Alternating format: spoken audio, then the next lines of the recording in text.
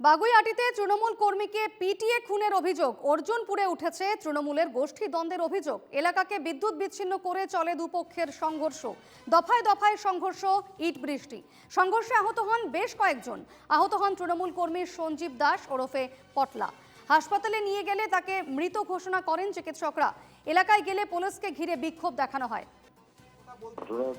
যেখানে মমতা ব্যানার্জি স্বয়ং উগ্রপন্থী আর হিংসায় প্ররোচনা দিচ্ছে, সেখানে তৃণমূল কংগ্রেসের মধ্যেও যে হিংসার যে জন্ম হবে এটা স্বাভাবিক আছে।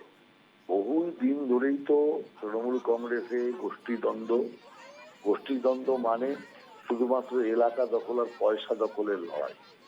আর সেই লড়াইয়ের ফল বাগুইআটির এই বলি। যেভাবে বাগুইআটির তৃণমূল কংগ্রেস কার্যকর্তাকে পিটিয়ে তৃণমূল কংগ্রেসের লোকেরা হত্যা করেছে, এর থেকে বোঝা যাচ্ছে যে বিনাশ যখন শুরু হয় তখন গৃহযুদ্ধ দিয়ে শুরু হয়। তৃণমূলে সেই গৃহযুদ্ধ শুরু হয়েছে, এটা বিনাশের পূর্বাভাস বলে। অত্যন্ত মর্মান্তিক, দুঃখজনক এবং নৃশংস ঘটনা। যে বা যারাই এর পেছনে থাকুক, প্রশাসন কঠোরতম ব্যবস্থা নেবে। একজনকেও স্পেয়ার করা হবে না।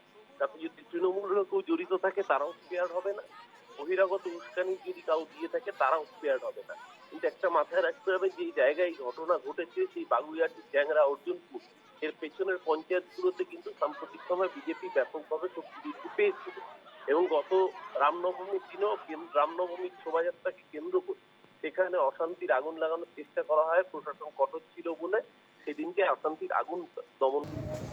অনেকবার আমার বাবার উপর অ্যাটাক হয়েছে, বারবার কেস করেছি আমরা থানায়, কেস করেছি, বারবার পলিটিক্সে আমরা হেল্প নিতে গেছি। সুপর্ণা কাউন্সিলরের কাছে গেছি, দেবরাজ চক্রবর্তীর কাছে গেছি, কোনো স্টেপ নেওয়া হয়নি। বিনা স্টেপ নেওয়া হয়েছে, আমরা কোনো সাহায্য পাইনি। না পুলিশের কাছ থেকে কোনো সাহায্য পেয়েছি, না কোনো পলিটিক্স দিয়ে সাহায্য পেয়েছি। সবাই ফোন করেছে, যখন মারার হয়ে গেছে, আমার বাবা যখন মরে গেছে, তখন নিজে থেকে সব পুলিশ আমাকে ফোন করেছে।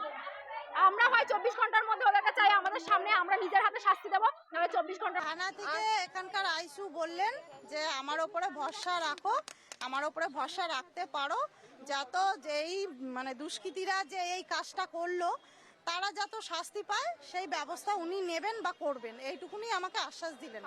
কিন্তু কতটা কি করবেন আমি থানায় আমার বড় মেয়ে যখন এই গন্ডগোলটা হয়, দুষ্কৃতীরা যখন পাড়ায় ঢোকে, তখন থানায় অনেকবার ফোন করা হয়েছে, বড়বাবুকে পর্যন্ত ফোন করা হয়েছে, কিন্তু আমাদের এলাকায় কোনো পুলিশ পাঠানো হয়নি। এখন যেহেতু মানুষটা নেই, এখন আশ্বাস আমাকে দেওয়া হচ্ছে যাতে দুষ্কৃতীদের প্রতি ব্যবস্থা নেওয়া হবে। এখন কতটা কি নেওয়া হবে সেটা আমি জানি না। মদ খেয়ে দো পার্টিস মধ্যে ঝামেলা হয়েছে আর পার্সোনাল ইস্যুস আছে, আর কিছু না।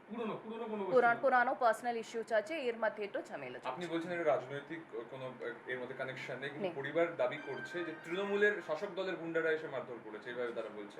উনি তো তৃণমূলের লোক, তো এরকম কোনো পলিটিক্যাল কিছু ইনভলভমেন্ট এর মধ্যে নেই।